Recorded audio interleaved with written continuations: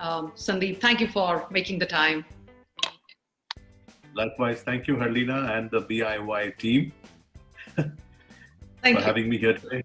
Happy to have you, Sandip.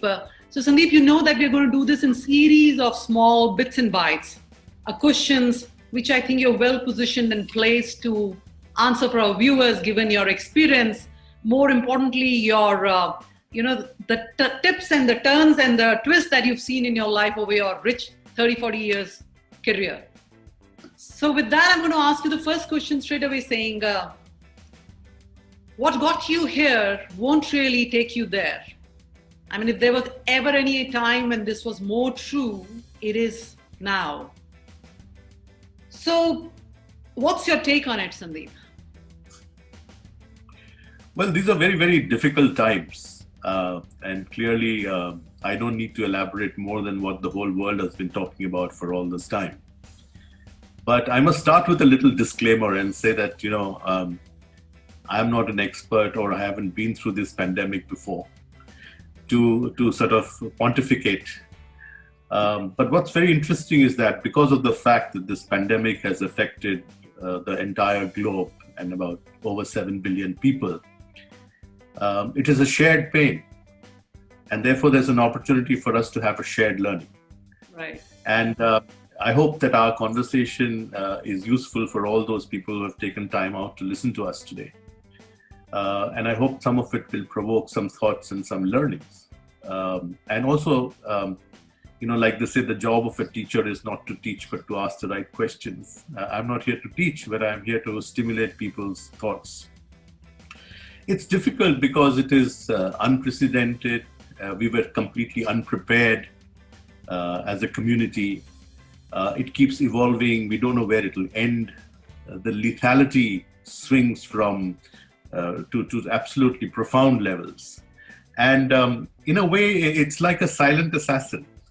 You can't see it, and it creates havoc. I'm actually reminded, Harlina, of this film. I don't think it was 10 Commandments, but I think it was something also to do with Moses and Ramesses, where Ramesses disbelieves and doesn't entertain the religious practices and beliefs of Moses.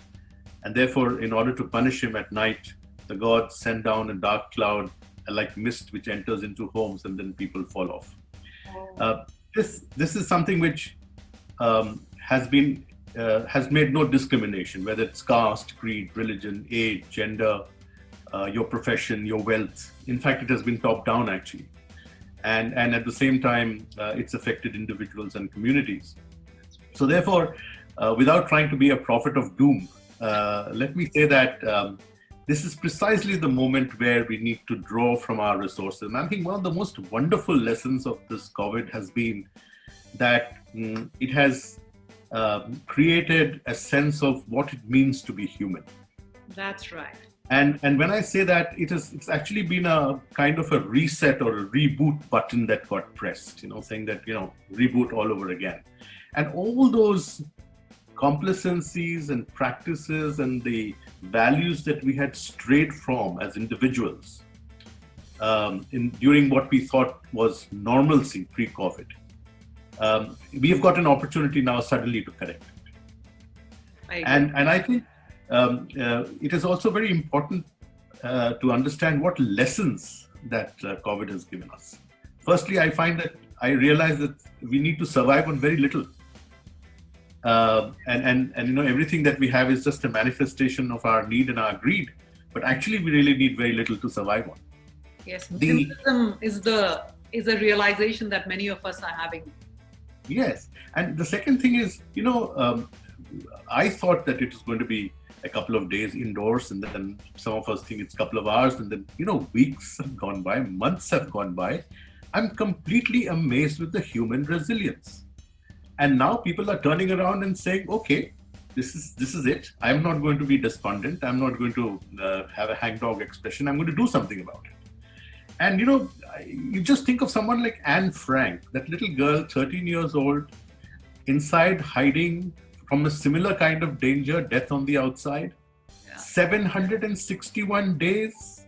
Yeah. And in that a 13, 14-year-old girl, and she turns around and says, I don't think of all the misery, but all the beauty that still remains outside.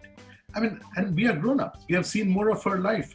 And, tragically, she passed away at 15 of typhoid when she was thrown back into the Jewish camps. But that kind of tells you that how important it is for us to understand these lessons. But for me, there's another one which is very interesting, which is the fact that, you cannot do this alone. If your community doesn't survive, doesn't succeed, doesn't do well, you don't do well. And this is something that we had again forgotten. Yeah. And we were all, it's all about me, myself, my children, my family, my people. But suddenly community has become very, very important. Now, how wonderful this is. This is like return of the human being to what he is actually meant to be. So, and we can't let the fear of dying stop us from living. And I think they often say that in the roles that we are, in leadership roles or other kinds of roles, everybody needs moments of solitude. When you're running endlessly every day, you stop by the culvert and sit down, you're tired and you're huffing and puffing, and you say, that Italian Latin phrase comes to my mind, "Quo vadis?" Where am I going? And that's the moment at which you introspect and you recalibrate yourself. So I think that's very, very important for us. And it removes all the complacencies that we have developed over the last so many years. And people have learned from this, many have not. And like Winston Churchill said, never waste a crisis. Absolutely. So we are going to, and you jolly well use this crisis. We all know, for example, that if we, there's a famous saying that if you walk alone, you walk faster. But if you go together, you travel farther. Right. My favorite football team, Liverpool, won the English Football League after many years this year. And outside on the gates of the Anfield Football Stadium, it says, "You never walk alone." Right. And it couldn't have been more true than it is now. So there is no vaccine, there is no cure, and therefore there's uncertainty. People can deal, Harlina, with good times and even bad times because they know what to do with it. Right. But uncertainty creates fear. So the fact that the entire pandemic doesn't seem to have a logical end is troubling people's mind, and therefore uncertainty creates fear and they are scared.